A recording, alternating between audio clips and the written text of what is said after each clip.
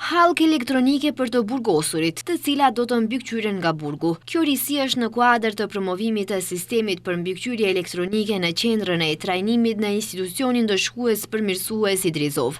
Aleksandar Pandov nga Drejtoria e Zbatimit të Sanksioneve bëri me dije se ai e ka vendosur një hallkë të tillë në këmbë për ta testuar, duke shtuar se e njëjta po funksionon.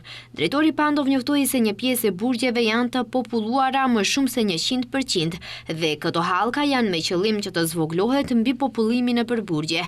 Për momentin ai shtoi se 60 persona duhet të pajisen me hallka të tilla.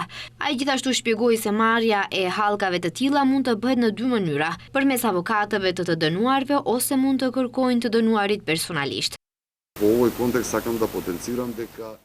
Ligjit pozitive i mundësojnë 3 kategorive të burgosurve të kenë hallka, personave të moshuar dhe të pafuqishëm, grave shtatzëna ose nëna me fëmijë të vegjël, ose të sëmurë rëndë dhe persona me invaliditet. Vetburgjet mund të kërkojnë për kategori të saktuar të dënuarve. Hallkat elektronike, sipas ministrit të drejtësisë Igor Filkov, nuk janë vetëm pajisje teknologjike, ato janë një mjet për reformë.